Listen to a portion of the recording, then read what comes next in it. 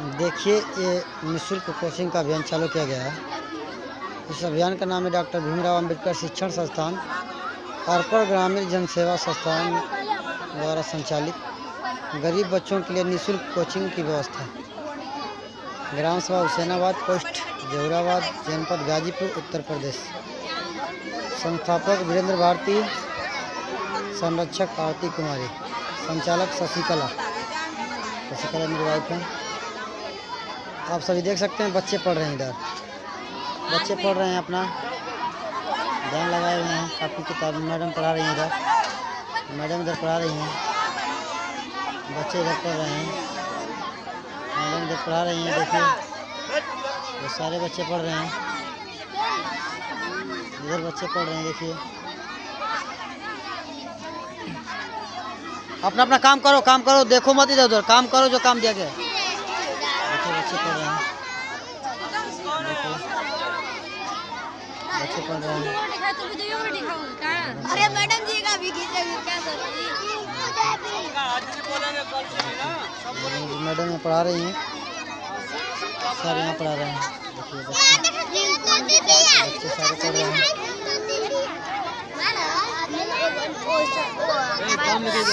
Sir, मैं आपसे थोड़ा बात करना चाहता हूँ। सर, आप जो ये अभियान चालू किए हैं, किस लिए ये अभियान चालू किए हैं? अभियान का मेन उद्देश्य शिक्षा का प्रसार करना। शिक्षा का प्रसार करने के लिए हमने गरीब बच्चों के लिए निःशुल्क कोचिंग सेंटर का व्यवस्था किया है।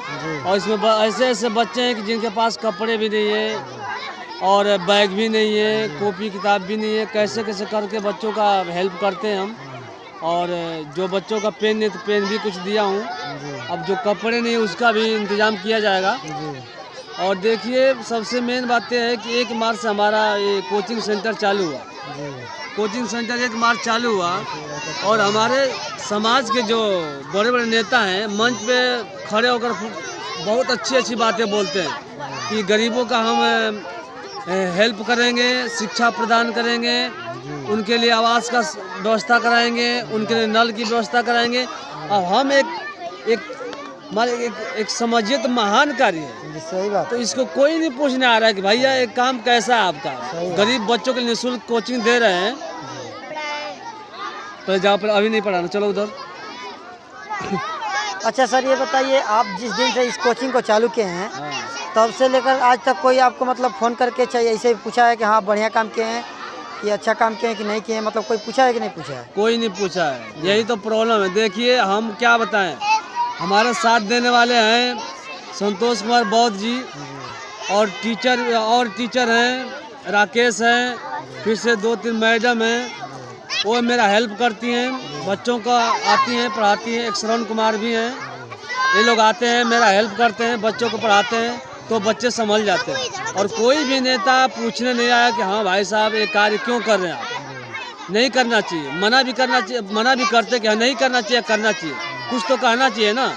एक और कपिल देव राम शायद फ़ोन किए थे संतोष जी बौद्ध के, हाँ संतोष बौद्ध के नाम पे फ़ोन किए थे। उनका नाम कपिल देव केसरी है, वो बहुत संस्था चला चुके हैं। तो उन्होंने फ़ोन करके यहाँ का जायज़ा लिया कि फ्री कोचिंग जो पढ़ा रहे हैं गरीब बच्चों के लिए बहुत महान कार्य है। वही एक व्यक्ति पूछें। बाकी हमारे समाज के जितने नेता हैं बड़े बड़े मंच पर बड़ी ऊंची हाँकते हैं, यहाँ कोई पूछने नहीं आया, कोई देखने नहीं आया। यहाँ तक कि बच्चे के पास कपड़े भी नहीं है, बैठने का ये प्लास्टिक भी नहीं है। हमने तो हमारे समाज के में एक ये व्यवस्था मिला है चार्ट का, क्या बोलते हैं, मैटी बिछाने के लिए मनोज नाम से हैं हमारे, मनोज कनौजिया। उन्होंने हमें ये मैटी दिया और कुर्सी दिया, तो मेरी व्यवस्था कुछ चल रही है। यदि ये भी नहीं होता तो और व्यवस्था नहीं चल पाती। अभी तो मेरे को प्लास्टिक की भी ज़रूरत है। यदि मान लीजिए मैटी लेकर चले जाएंगे, कुर्सी लेकर चले जाएंगे तो फिर और प्रॉब्लम हो जाएगी, और बच्चों कैसे संभाल पाएंगे। और हमारे समाज के नेता जो हैं बड़ी ऊंची हाँकते हैं कि हमने गरीबों के लिए शिक्षा प्रदान किया है, शिक्षा देंगे, लेकिन यहाँ कोई नहीं आता है। यही तो स्थिति है हमारे समाज का। बताइए, हमारे समाज से हट के दूसरों को देखिए, वो बिल्कुल हेल्प करने के लिए तैयार है, लेकिन हम लेने के लिए तैयार नहीं है।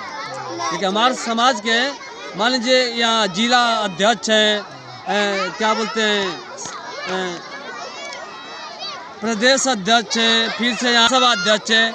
इन लोग का पता नहीं है, जब चुनाव आएगा सब आएंगे वोट के लिए कि भैया हमको वोट दीजिए, हमको जिताइए। बताइए ऐसे नेताओं से क्या मतलब है जो हमारे समाज के लिए कुछ कार्य नहीं कर रहे हैं। हम एक कार्य भी कर रहे हैं और इन लोग का समझ नहीं है कि मतलब ये कार्य अच्छा है या बुरा है। यदि कहते हैं कि बुरा है तो मैं छोड़ देता, क्या मतलब हमको टाइम देना है। अच्छा है तो कम से कम खोज खबर तो लेना चाहिए, एक बार भी तो आना चाहिए, पूछना चाहिए हाँ भाई साहब आप कैसा कार्य कर रहे हैं, आपके बच्चे कैसे हैं, ठीक ठाक पढ़ाई चल रहा है कि नहीं चल रहा है। कम से कम इतना भी पूछता कोई तब भी हमको अच्छा लगता है। भाई देखिए हमारे समाज से हम ये नहीं चाहते कि हमको यहाँ पे बच्चों का सेवा करे, बच्चों को दे, वो कोई मतलब नहीं है। बस जायजा भी लेने आता कोई कि हाँ आप यहाँ की पढ़ाई कैसी चल रही है, कौन कौन सी क्लास के बच्चे हैं, कोई नहीं आता है। तो बताइए क्या मतलब रह जाएगा, अपने समाज से कोई मतलब ही नहीं है। इसका मतलब कि हम लोग कैसे कैसे मिल कर पढ़ाते हैं। अब बताइए मेरे साथ संतोष कुमार बौद्ध जी, श्रवण कुमार हैं, राकेश हैं, फिर से मैडम 3 मैडम हैं, वो हमारा हेल्प करती है, वो आकर बच्चों को पढ़ाती है। यदि वो नहीं रहती तो बच्चे और नहीं संभाल पाते। तो इस तरह करके हम कैसे कैसे बच्चों का हेल्प करते हैं। हम चाहते हैं, हमारा तो उद्देश्य यही है कि बच्चों को अधिक से अधिक शिक्षित करेंगे और बच्चों को कुछ न कुछ कामयाबी हासिल कराऊंगा। अब इतना मैं दिलो जान से लगा दिया हूँ, इसमें दिलो जान लगा दिया हूँ। जब तक दम रहेगा तब तक बच्चों को पढ़ाऊंगा और हमारे सहयोगी जो हैं सहयोग देंगे तो इस कार्रवाई को मैं और आगे बढ़ाऊंगा। देखिए और सर, इसको ख़त्म नहीं होने दूंगा कभी। देखिए सर, इतना बड़ा जो है कि अभियान चालू किए हैं, इतना बड़ा जिम्मेवारी उठाए हैं सर, लेकिन कोई इनकी बात को सुन नहीं रहा है। इनका माने मतलब कोई समझ नहीं रहा है कि मतलब ये क्या कर रहे हैं। इतना अच्छा काम कर रहे हैं लेकिन इनका कोई मतलब देखभाल करने के लिए कोई नहीं आ रहा है कि आप इस काम को क्यों कर रहे हैं, किस लिए कर रहे हैं। ये सारे गरीब घर के बच्चे हैं जो जिनके घर माँ बाप सिर्फ काम कर लेते हैं 200-250 और उसी 200-250 में अपना खाना पीना खर्च का मतलब कार्य चलाते हैं। बच्चों को पढ़ाने का पैसा नहीं होता है उन लोगों के पास। तो सर ने देखा तो सोचा कि मैं बच्चों को जो एक निःशुल्क में कोचिंग खोल दूँ और बच्चों को पढ़ाऊँ। माहौल इतना ख़राब था कि लोग अपने में झगड़ा मार कर रहे थे, कोई किसी की बात नहीं सुन रहा था, कोई किसी की बात समझ नहीं रहा था। तो सर ने सोचा कि इस कोचिंग को खोलकर बच्चों को भी पहले शिक्षित करूं, ताकि बच्चे शिक्षित हो जाएंगे तो बच्चे अपने माँ बाप को भी शिक्षित कर देंगे। देखिए सर, इतना बढ़िया काम किए हैं लेकिन कोई इनका मतलब देख रेख नहीं कर रहा है, कोई पूछ नहीं रहा है कि क्यों आप ऐसा काम किए हैं। हम तो इस काम को बहुत सुंदर कहते हैं, बहुत अच्छा कहते हैं, इसलिए कि शिक्षा जो है वो देश का भविष्य होता है। अगर शिक्षित रहेंगे आदमी, तो हर एक व्यक्ति शिक्षा अगर लिया रहेगा तो कहीं भी अपना नाम करेगा। देखिए बच्चे पढ़ा रहे हैं।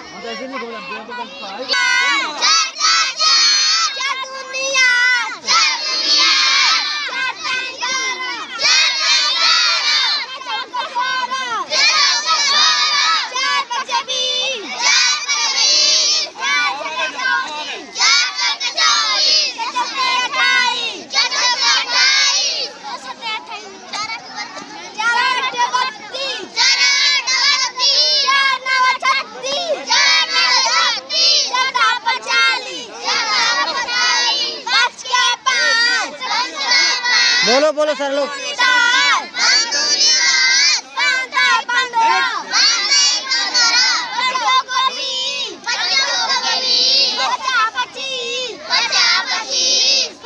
बोलो सर लोग बोलो।